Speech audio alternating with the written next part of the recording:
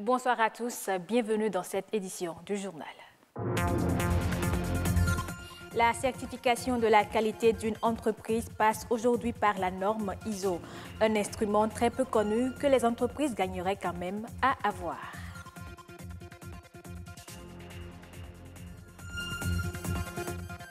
Qui mieux que les femmes peuvent lutter pour améliorer leur statut économique et social si ce n'est elles-mêmes? Elles l'ont vite compris et s'investissent déjà.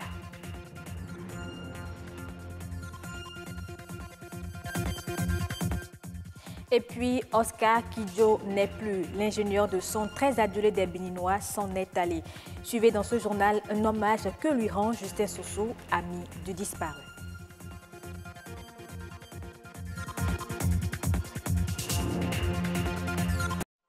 Et on ouvre d'abord ce journal par cette pensée aux différents candidats à l'examen du baccalauréat. Ils vont affronter à partir d'aujourd'hui et ce durant 3 jours les épreuves écrites. Les compositions ont démarré sur toute l'étendue du territoire national. Bonne chance donc à tous les candidats. La certification ISO, un instrument de management de qualité pour accroître les performances en entreprise. Au Bénin, dans le secteur privé comme dans le public, très peu de sociétés s'engagent dans un système de management de qualité pour la certification ISO. Comment obtenir la certification ISO? Que gagnent les entreprises certifiées à la norme? Réponse dans ce reportage de Patrick Ayaboudjou. La certification ISO, c'est à donner une garantie que les dispositions sont prises à l'interne, au sein d'un organisme, pour donner satisfaction aux clients, aux partenaires ou aux usagers. La certification ISO, un référentiel qui met en priorité au sein des entreprises l'efficacité dans les prestations et la satisfaction des exigences des clients. C'est un instrument de management de qualité délivré par un organisme certificateur à l'issue d'un contrôle de qualité. D'abord à l'interne de l'organisation.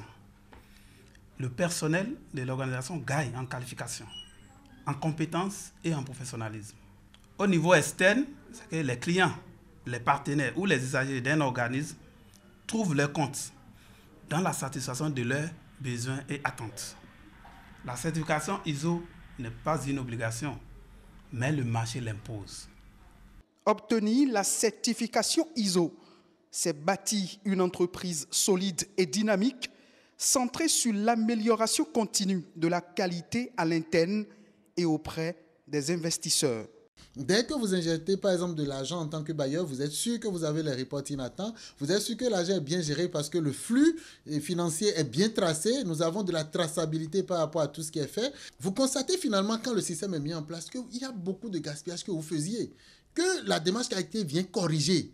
Donc, automatiquement, ça constitue le premier gain que fait l'entreprise, c'est-à-dire l'augmentation du chiffre d'affaires, l'augmentation de la crédibilité vis-à-vis des clients et même à l'international, l'augmentation de la notoriété de l'entreprise même. Tout cela est pris en compte et c'est ça le retour cash qu'obtient toute entreprise qui va à la certification ISO. L'Office de radiodiffusion et télévision du Bénin, ORTB, s'est engagé depuis l'installation en décembre 2016 de l'actuel directeur général, Joël Rundolo, dans une nouvelle dynamique pour l'obtention de sa certification ISO.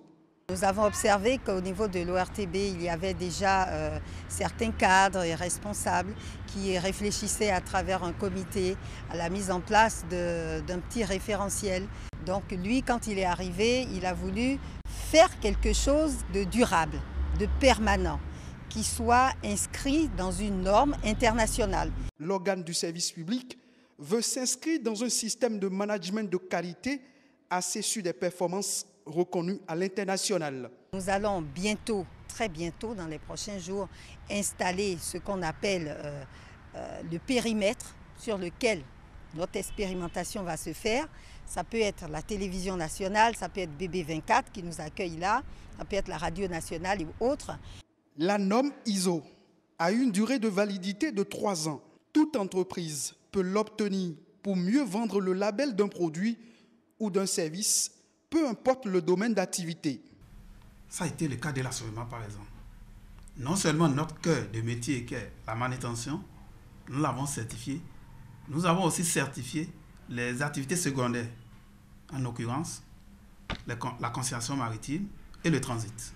La certification ISO, une reconnaissance internationale devenue incontestablement une mine d'opportunités pour se distinguer des autres et s'imposer au-delà des frontières. Et l'Office de radiodiffusion et télévision du Bénin, ORTB, s'est engagé dans le processus de la certification ISO. Depuis l'installation du directeur général Joël Mundolo, l'organe du service public a opté pour la mise en place d'un système de gestion et de management de qualité. Jocelyne Aladaye est en charge de la direction de l'inspection générale de l'ORTB. Elle explique les intérêts et les objectifs pour l'Office d'aller à la certification ISO. Elle est au micro de Patrick Adiaboudjou.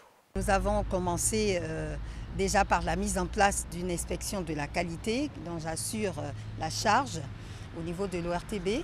Et avec cela, nous avons été rechercher un cabinet qui est expert dans le domaine de management de la qualité pour nous accompagner en interne. Et ils pourront nous donner cette reconnaissance de conformité par rapport à certaines exigences, des exigences réglementaires et légales. Est-ce que nous respectons nos lois internes, d'abord les lois de la République par rapport au secteur audiovisuel? Est-ce que nous avons également des textes en interne que nous avons pris et que nous respectons correctement? Est-ce que nous observons aussi les exigences contractuelles quand nous avons des contrats avec des clients, des partenaires? Est-ce que nous observons bien tout ce que nous avons inscrit dans nos contrats?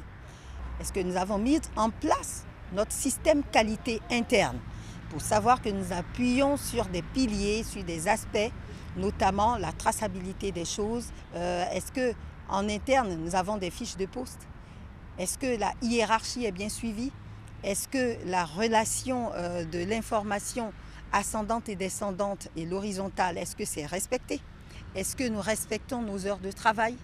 Tout cela, ça fait partie des référentiels que nous allons mettre en place avec ce cabinet pour obtenir ces certifications ISO qui portent l'ORTB vers plus de crédibilité et de performance. Nous allons bientôt, très bientôt, dans les prochains jours, installer ce qu'on appelle le périmètre sur lequel notre expérimentation va se faire. Ça peut être la télévision nationale, ça peut être BB24 qui nous accueille là, ça peut être la radio nationale et autres. Nous avons commencé par déjà impacter le top management à travers tous les directeurs centraux et techniques et les inspecteurs qui ont été briefés par ce cabinet justement qui a été choisi, et ils ont compris complètement les bases et fondements de la qualité et ils ont été sensibilisés à la norme ISO. L'amélioration du statut social et économique des femmes au sein de leur foyer et de leur communauté préoccupe aujourd'hui plus d'un. La réussite de cet objectif pourrait avoir un impact direct sur la sécurité alimentaire. Elles se battent pratiquement tous les jours pour y arriver. Marcel Arrossi. Les femmes apportent une contribution énorme à l'économie. Pourtant, elles restent aussi touchées de manière disproportionnée par la pauvreté. Plusieurs organisations aujourd'hui, comme la coalition Nutrition sans frontières, sont à la recherche de stratégies pour améliorer les conditions de vie des femmes. Leur priorité, l'unité d'action. Tant que nous ne nous mettons pas ensemble et que nous ne travaillons pas ensemble, que ça ne peut pas marcher. Chacun dans son camp, ça ne fait pas bien. Il faut quand même qu'on se mette ensemble pour partager nos idées et pouvoir développer économiquement et épanouir les femmes, surtout passer à l'épanouissement de la femme. Alors, on apporte des modèles à ces gens-là pour voir comment on peut faire avec ce qu'on a maintenant ici, les ressources locales, et ne pas attendre d'être recrutés, quoique ce serait très souhaitable, mais déjà démarrer une mobilisation. Se battre avec ses propres moyens pour s'arracher une place de choix, quel que soit le domaine, c'est la stratégie ici. Entre autres idées rentables à promouvoir, la transformation de la tomate en est une. Nous comptons mettre en œuvre la transformation de la tomate. Ce que nous avons commencé quelque part avec les Japonais. On aimerait étendre ça à toutes les femmes. Bientôt, c'est la saison des tomates pourries. Là, on voit nos tomates pourries sans rien faire. Donc, de façon artisanale, on peut faire la conservation de ces aliments, précisément de la tomate, qui peut nous permettre d'avoir de la tomate pendant 1 an. Le soutien et l'accompagnement des hommes sont peut-être des facteurs déterminants pour la réussite de leur combat. partout où les femmes sont, comme je le dis souvent, il y a de la vie, il y a de la joie et il y a de l'amour. Et donc nous avons le devoir d'encourager les femmes à s'unir autour de plusieurs types de projets, de les encourager à continuer à maintenir cette dynamique-là. L'investissement dans l'autonomisation économique des femmes serait une voie sûre vers l'éradication de la pauvreté. Et puis, le monde musical béninois est en deuil. Oscar Kidjo s'en est allé. L'ingénieur du son a rendu l'âme le vendredi 13 juillet passé après une maladie. Il était âgé de 68 ans. Avant sa mort, Oscar Kidjo régnait sur la collectivité Kidjo de Ouida. Justin Sossou est un journaliste de l'ORTB à la retraite. Il est un ami intime de disparu. À travers cette interview, il lui rend hommage. C'est au micro de Patrick Adiaboujou. Ça ne peut être que regrettable qu'un jour on apprenne qu'un monsieur comme Oscar Kidjo n'est plus.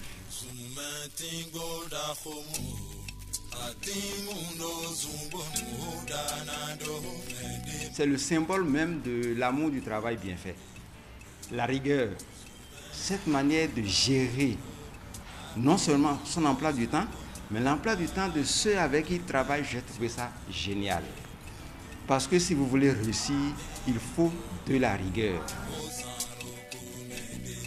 Un homme reste un homme, mais il ne m'a jamais déçu. La vie que Oscar Kidjo a menée, c'est une vie de combattant. Il faut se battre. Rien n'est gratuit. Si vous voulez réussir, vous allez accepter les sacrifices. Jusqu'à ces derniers mois, Oscar Kidjo a été intronisé à Ouida. Lorsqu'un roi, quelqu'un qui est sur le trône décède, on ne dit pas qu'il est décédé. On dit qu'il fait nuit, tout simplement. Aujourd'hui qu'il fait nuit, je suis peiné. J'ai peur que l'émotion me rattrape. Je suis peiné parce que je ne pourrai plus jamais revoir Oscar. Je suis peiné. Mais pour tout ce qu'il a été pour moi, je garderai son nom. Je garderai ses images, ses sons, à jamais. Tu laisses derrière toi un grand vide. Je ne sais pas si un jour, quelqu'un pourra combler ce vide-là. Dieu va nous y aider. Que la terre te soit légère, tout simplement. Que la terre te soit légère, Oscar.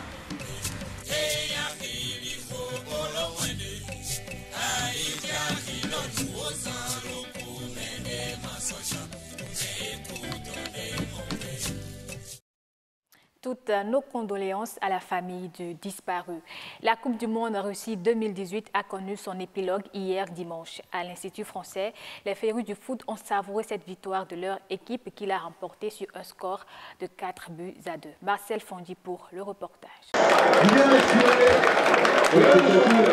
C'est un événement ici à l'Institut français de Cotonou où la diaspora française s'est mobilisée afin de permettre à leur équipe de remporter ce mondial 2018. Un seul pronostic au bout des lèvres, la victoire ou rien. Pronostic, 2-0 pour la France. Il y avait d'autres équipes qui jouaient très bien aussi. Je prends l'exemple de la Belgique qui a été éliminée par la France. Je prends l'exemple de l'Argentine. C'est vrai que quand on voit le parcours de l'équipe de France, on ne peut que se dire que la France va gagner par 2 ou 3 buts d'écart. Le pronostic, je l'ai fait depuis plusieurs jours et j'espère que ça va se réaliser. 3 pour la France et l'unique but pour la Croatie. Leur vœu semble être exaucé suite à l'ouverture du score de la France.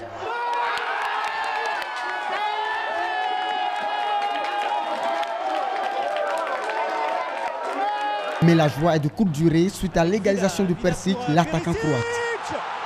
L'égalisation croate. Les visages se crispent. S'ensuivent 10 minutes de tiédeur avant que Griezmann n'inscrive un pénalty. La Croatie domine, mais ses supporters ne se découragent pas et espèrent renverser la vapeur. C'est vrai que par rapport au match, les Croates ont la possession du ballon. Mais en football, ce qui est important, c'est le réalisme. Vous avez une occasion, vous marquez. Vous avez 2, vous marquez. Le beau jeu ne paye plus. Les Brésiliens font du beau jeu, mais où est-ce qu'ils sont aujourd'hui? On espère en tout cas, mais ça va être difficile parce que franchement, Le score ne reflète pas du tout la domination croate est totale. Hein. On a beaucoup de chance d'en être là. On verra. La domination croate n'empêche pas la directrice de l'Institut de se transformer en photographe. Curieuse coïncidence, les Bleus retrouvent leur efficacité quand l'ambassadrice de la France fait son apparition. 3-1, puis 4-1, l'émotion est grande et chacun essaie de créer son pas de danse. 4-2 score final, la France championne du monde et les fans pètent de joie.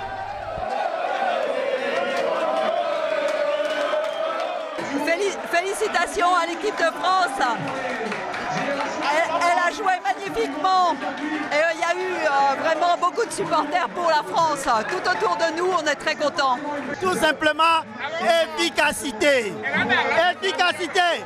J'avais pronostiqué 3-1 parce que je savais que les gars, ils n'allaient rater aucune occasion. Vive la France! Vive l'Afrique! Vive la Belgique! Une victoire qui fait planer dans les airs ces férus du foot français, comme c'est le cas à des milliers de kilomètres de Cotonou, sur l'avenue des Champs-Élysées. Fin de ce journal, merci de l'avoir suivi et bonne suite des programmes sur BB24, la chaîne du développement.